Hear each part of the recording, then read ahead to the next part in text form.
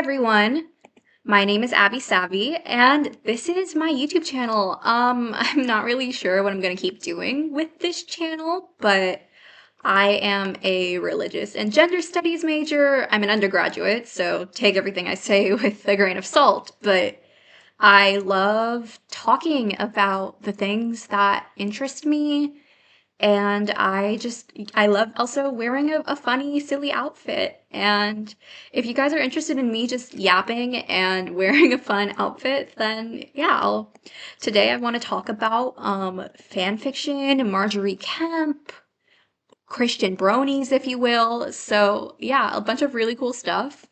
And if this is stuff that interests you, if you want to see me do more things like this, smash that like button, hit that subscribe button, ring the bell, or whatever your YouTubers say. Just let me know if you liked it. Okay, cool. And let's get into it.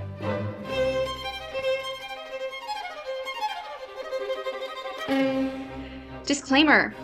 This video is meant to be a super light overview of the topic of fanfiction as religious practice and is in no way fully comprehensive.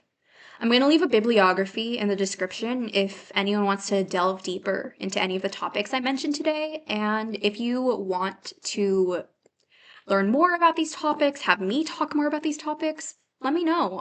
I'm happy to do whatever you guys want as long as I get to wear a silly fun outfit during it.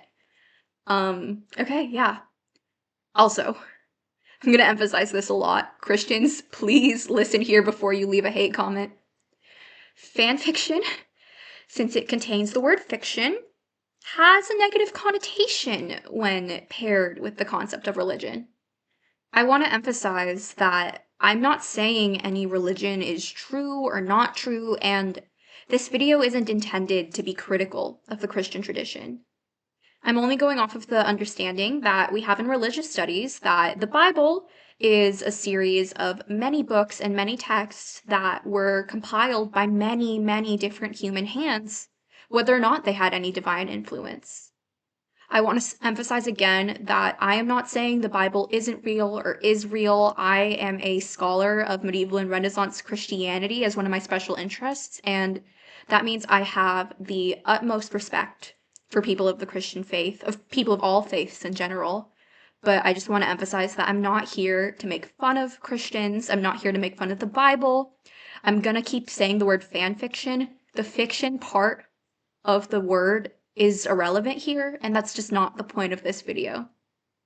So, with that said, if asked to name a ritual, most people would not think that the writing of an erotic encounter between a self-insert and Severus Snape from the Harry Potter series is a valid example. The self-proclaimed Snapeists, however, would beg to differ. In the mid to late 2000s, a group of women on the online site LiveJournal formed a community dedicated to worshipping Snape from the Harry Potter series. As part of their worship, the Snapeists wrote large quantities of fanfiction. As defined by the Merriam-Webster Dictionary, fanfiction is a story involving popular fictional characters that are written by fans and often posted on the internet. It may seem like nothing sacred can come from this definition of fanfiction, and I'm almost inclined to agree, but today I'm going to argue that fanfiction, as second-degree literature, is a perfectly valid religious practice with deep history in Christianity and can not only be used for maintaining faith, but creating new faith entirely.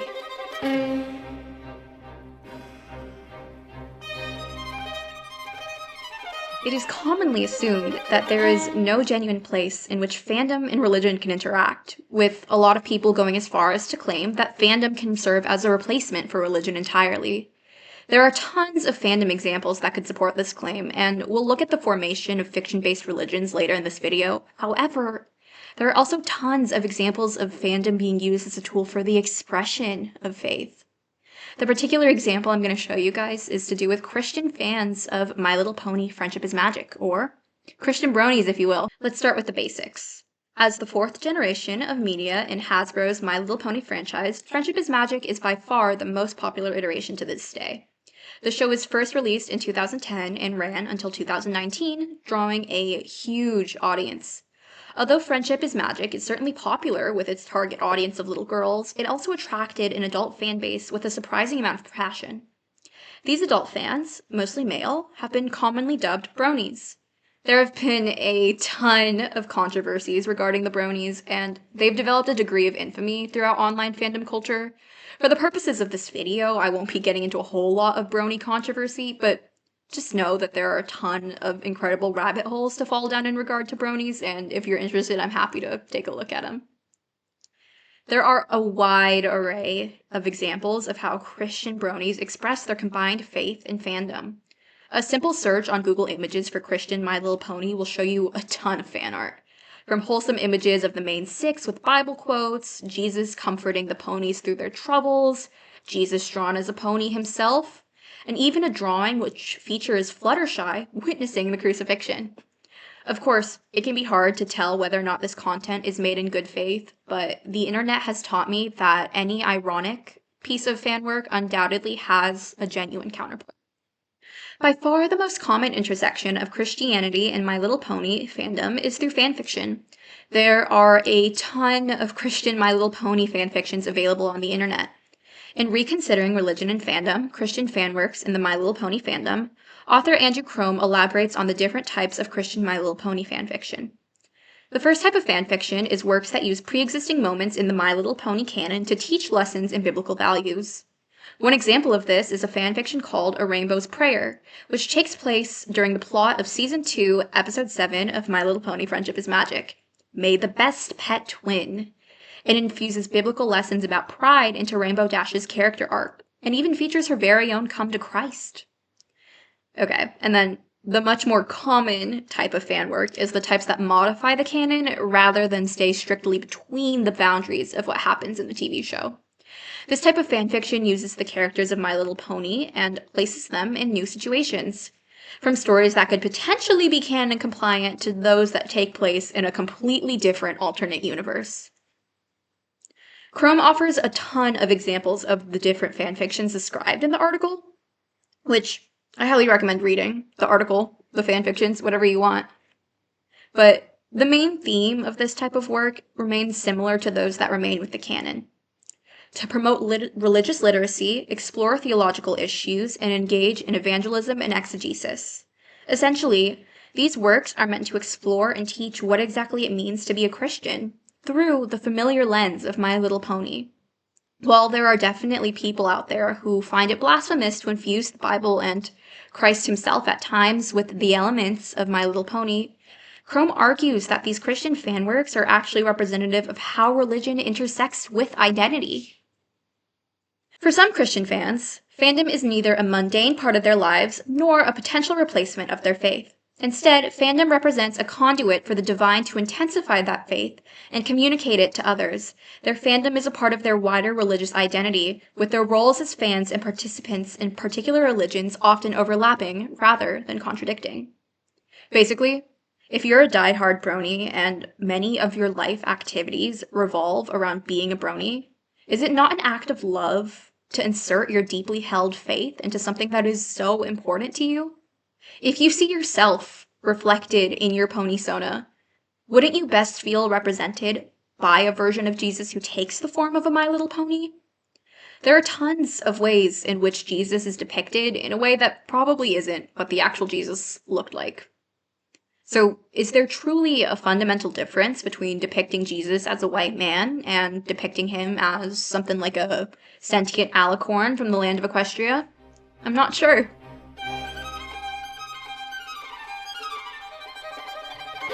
So, I mentioned beforehand, fanfiction can mean a variety of different things. In this video essay, I'll be focusing less on the Merriam-Webster definition of fanfiction as involving fictional characters and being posted on the internet, and rather the idea that fanfiction can be defined as a form of second-degree literature. Second-degree literature, as defined by Kasper Larsen in their essay Fanfiction and Early Christian Apocrypha, comparing hypertextual practices, is what happens when a given text, the hypertext, is grafted upon another text, the hypotext, from which it derives. In the example of Christian My Little Pony fanfiction, the hypotext would be My Little Pony. Whether the work is using just the characters or the entire universe of the series itself, It is using My Little Pony as a hypotext to create a hypertext of fanfiction. Insert literally any other fandom, and you'll still see fanfiction as falling into this definition of second-degree literature. Larsen then goes on to explain how the creation of second-degree literature is necessary for myth maintenance and keeping a culture, or perhaps a fandom, alive. In its capacity as exegesis through storytelling, fanfiction serves the function of interpreting the hypotext and thus minimizing the distance between the hypotextual universe and the fan's mundane universe. The hypotext loses its relevance if not read and interpreted on a regular basis, and the fan needs to rehearse her/his identity as a fan in order to prevent this identity from disintegrating. Together with fandom's other practices of myth maintenance, fanfiction reinforces the reality and relevance of the hypotext universe in the present as well as in the identity of the fan. Okay, so fanfiction is second-degree literature. But what else is one of the most common examples of second-degree literature in the literary canon today? That's right, the Bible! Larsen argues that in early Christian Apocrypha, aka, if you don't know, any literature from the early Christian era that involves the character of Jesus, but specifically those that have not been accepted as parts of really anyone's canon. What the Apocrypha is depends from tradition to tradition, but there's plenty of stuff that nobody thinks is canon. And this stuff is a prime example of second-degree literature. These texts do vary wildly in what happens, and so Larsen argues that the hypotext in this case is actually the character of Jesus Christ himself. With this understanding, we can see that fanfiction long precedes the internet and has been an extremely common literary practice. I would go as far as to argue that the definition of second-degree literature, and therefore fanfiction, could describe most of the canonical texts within the Bible itself, even those in the Old Testament that have nothing to do with Jesus. Even if you believe that the entire Bible is true and that every book in the Bible was inspired by God, we can at least acknowledge that it is not the exact same human person that wrote down every book of the Bible, and even within the books there appears to be a variety of potential authors. Therefore, one could argue that every text in the Bible, spare for whichever was the very first one to ever be published, is second-degree literature. But this time the hypotext is being the monotheistic Abrahamic view of God and creation. I know the word fanfiction here really makes it seem like I want to say that there is no validity in believing that what happened in the Bible is real, but I want to stress that that's not my intention and not the point here. My point is that the practice of adding new books into the Bible and the practice of writing fanfiction are essentially the same thing. If we take this back to the Bronies, we can switch the hypo and hypertexts. If we view the hypotext as the character of Jesus, or the Abrahamic view of God themselves, then the adding of My Little Pony into this hypotext is fundamentally no different than writing some of the early Christian Apocrypha. Some of those things are crazy. Or maybe even just writing a new book of the Bible itself.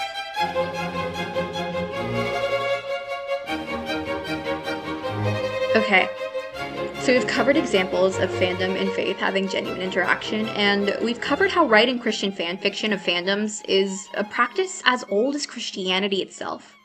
But now let's look at some fun medieval Christian fanfiction that is awfully reminiscent of the self-insert fanfiction we see so commonly today.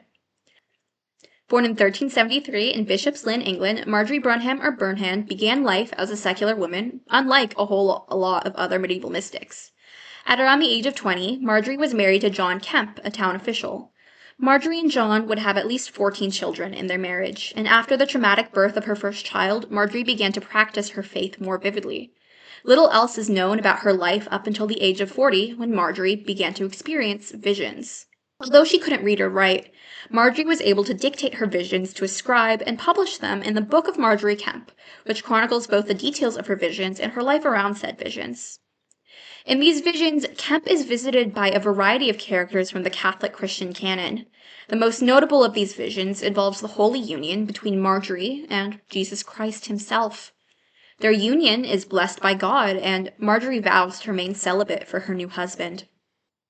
This doesn't go over so well with Margery's husband John, and I want to summarize a particularly interesting scene of dialogue from her book. This is a really interesting and cool book, and she has a lot of funky visions, and I highly recommend it if you're into medieval women's history. But I can't read this whole book for you, but I do want to show you guys a really fun moment in there that kind of chronicles the negotiations around this celibacy contract that she has with her husband. Okay. So Margery and her husband have not slept together for 8 weeks, although they are still physically sleeping in the same bed. At this point, John asks her, "Margery, if there came a man with a sword and would smite off my head unless I should common naturally with you as I have done before, tell me the truth from your conscience, for you say you will not lie. Whether you would suffer my head to be smote off, or else suffer me to meddle with you again, as I did at one time." Essentially, what John's asking her here is the medieval equivalent of, so if someone put a gun to my head and said that you had to have sex with me again or the gun would go off, what would you do? So Margery responds, "Alas, sir, why move you this matter, and have we been chaste these 8 weeks?" And John says, "For I will know the truth of your heart." Here, Margery is asking him if he really wants to know the answer to this question, and John is like, "Absolutely I do. I want to know what's in your heart." So Margery answers truthfully, "Forsooth, I had rather see you be slain than we should turn again to our uncleanness." To which John responds, "You are no good wife." While it may seem really, really harsh that Margery would rather her husband die than sleep with him again, when you read her visions, it begins to make a little bit of sense. For her husband to die for this new faithfulness that they have found would most certainly allow him passage into heaven, but for them to sleep together again and for her to break this vow of celibacy that she has taken for her husband Christ would most certainly doom both of them to eternal damnation. Margery eventually convinces John to respect the validity of her marriage to Christ and begins to make her holy life, the steps of which are dictated directly to her through visions, public. Although she was constantly examined by the church and even ordered by the Archbishop of York to stop, Margery continued to speak what she felt was true to her conscience and faith. Amongst other female medieval mystics, most of whom are nuns, Margery Kempe's visions stand out to me as an example of second-degree literature and fanfiction using the hypotext of Jesus Christ to create a hypertext where she is Jesus' bride, and also just in the specialness of who Margery Kempe was. Unlike other medieval mystics, as I said, most of whom are nuns, Margery was already married, already had many, many children, and still, in her visions, Christ chooses her to be his bride. She is, in a way, accessible to the women in the 15th century, many of whom are married, do have kids, and she essentially writes her own fan fiction between her and Christ. That's pretty cool.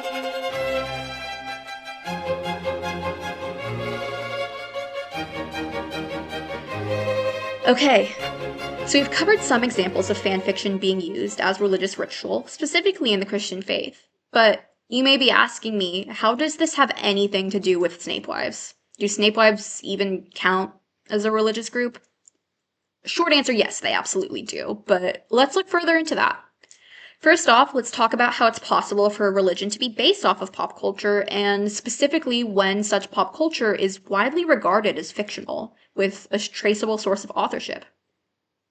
In a journal article called Fiction-Based Religion, Conceptualizing a New Category Against History-Based Religion and Fandom, author Markus A. Davidsen coins the term fiction-based religion. To define this term, we first have to define what exactly Davidsen means by fiction. Davidsen defines fiction as any literary narrative which is not intended by its author to refer to events which have taken place in the actual world prior to being intellectualized. This definition, drawn from the technical definition of fiction used in literary studies, can include anything ranging from the most wild and out there fantasy stories to narratives which seem like they could almost be real. The key point here is within what the author intended when telling the story. If the author intends the story to not be an account of real events, then it, therefore, can be defined as fiction. With that definition in mind, Davidsen then goes further to define fiction-based religions as religions that draw their main inspiration from fictional narratives which do not claim to refer to the actual world but create a fictional world of their own. Throughout the article, Davidsen makes it extremely clear that fiction-based religions are no less real of a religion than the religions mainstream society understands to be valid.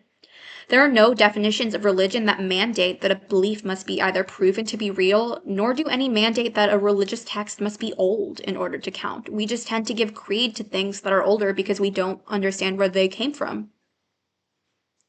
In religious studies, we refer to religions as needing to involve the 4 C's: creed, code, cult, and community.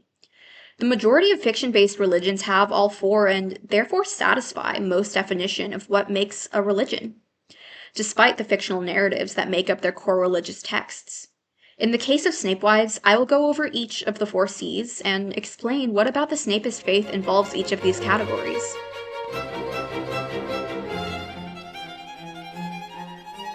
So, now we can finally get to the things that I've been hinting at this entire time: the Snapewives.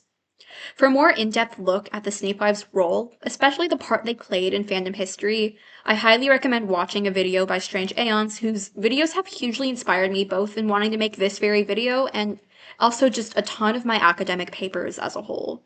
It's wild how many papers I've turned in with Strange Aeons as a cited source. Additionally, I am drawing most of my information on Snapewives from an academic article by Zoe Alderton. This article is so incredibly comprehensive, and it would be impossible for me to summarize it in this video in a way that would do it justice, so I won't even be attempting that. I'm going to read you some quotes specifically in regard to the points of this video, but I highly recommend reading the article yourself if you want to learn everything there is to know about Snapewives. And don't forget, there's a bibliography in the description of this video where you will find that and also all the other papers I mentioned in the prior sections.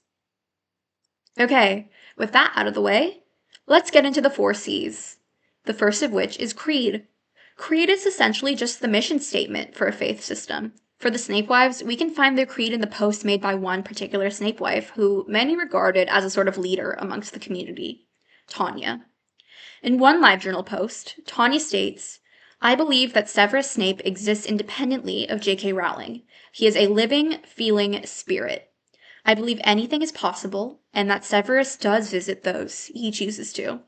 This statement effectively captures the core belief that the Snapewives operated under. That is, the character of Severus Snape is a spiritual being that exists entirely outside of J.K. Rowling's imagination, and this spirit may interact with whoever he chooses to, and in this case, presumably, that would be a group of middle-aged LiveJournal users he has chosen to take as wives. Now, let's talk about code. Code is just the rules that a particular belief system asks of its followers. Once again, we can look to Tanya's LiveJournal. The major reason that Tanya held such a position of authority amongst the wives was due to her ability to channel Snape.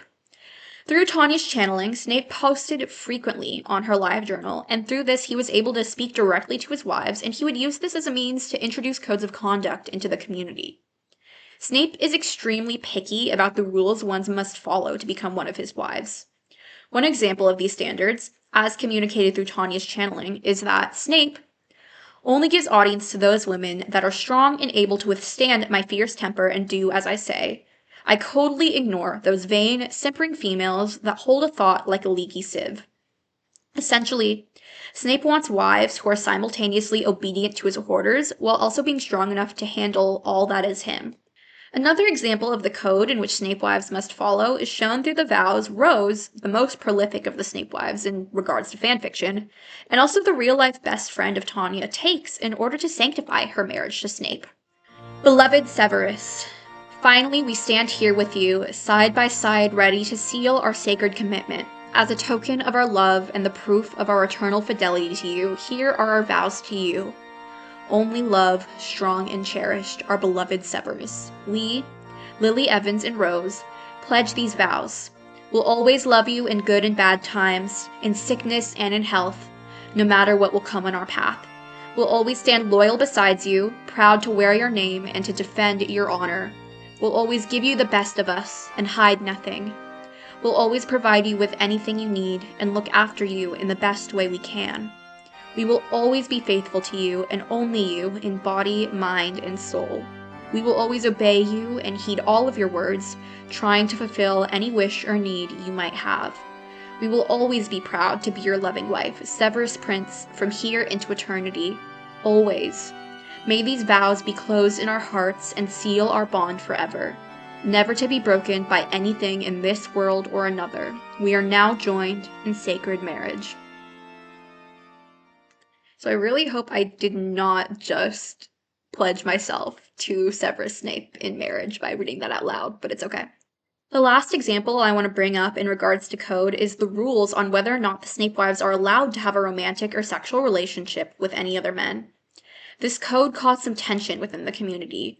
Rose and Tanya already had husbands and children, and therefore maintained that Snape approved of their earthly husbands, while another Snapewife, Conchita, claimed that Snape required his wives to be entirely monogamous with him and only him.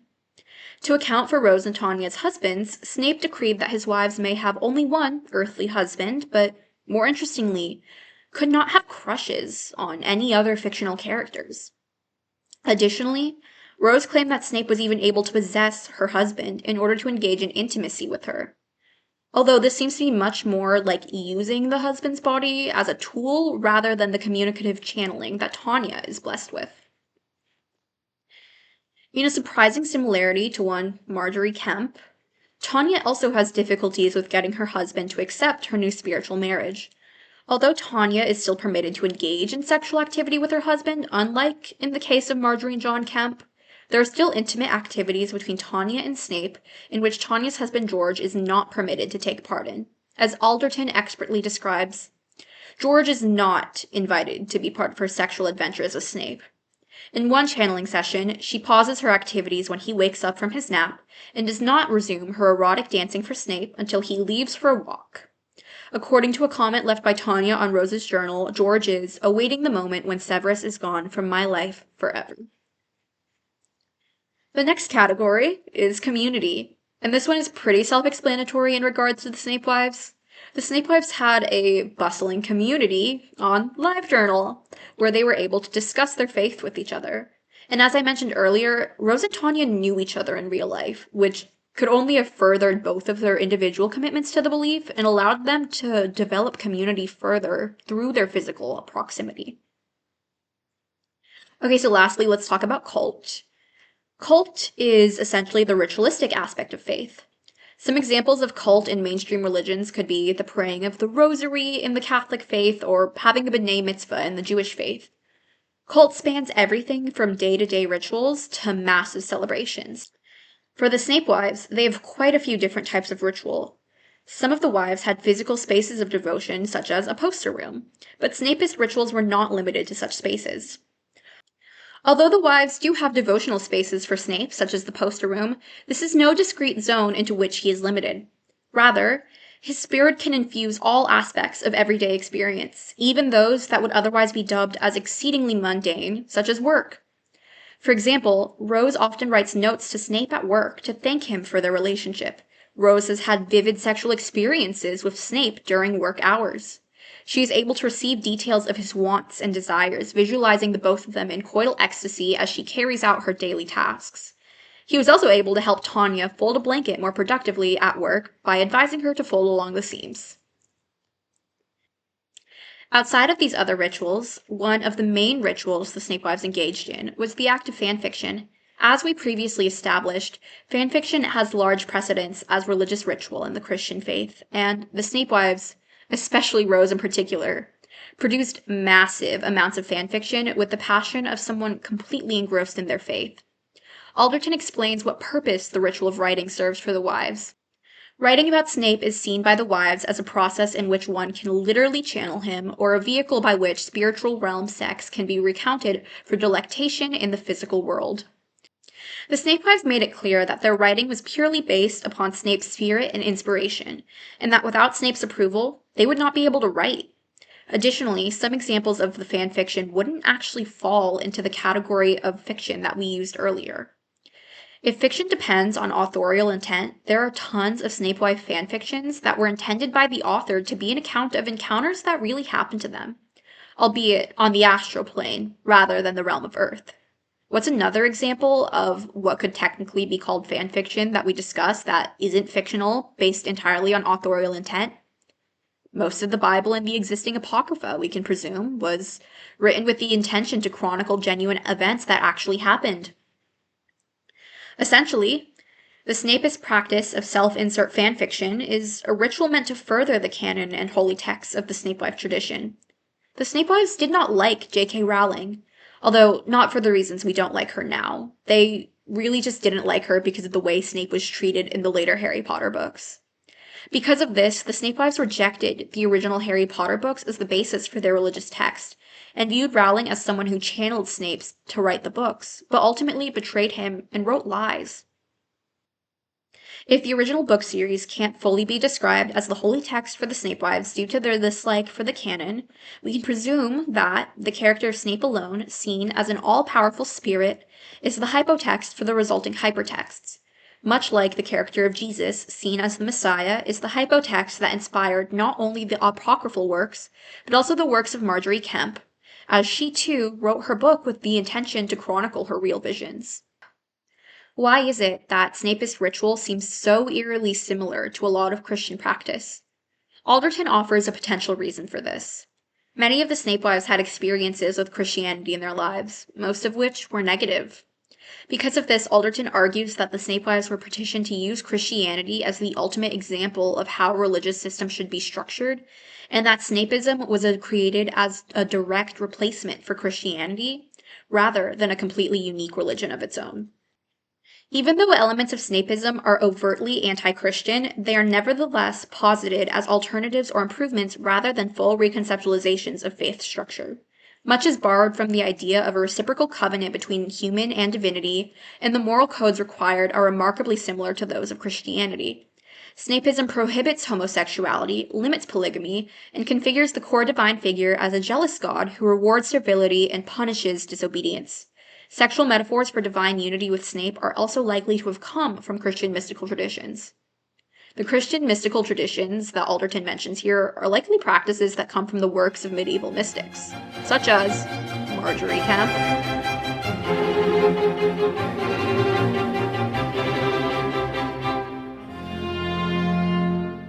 That's it for me today for this video. I hope I was able to give you guys an overview of fanfiction as a Christian religious practice, and also as a tool for the furthering of new religions that follow a very Christian model.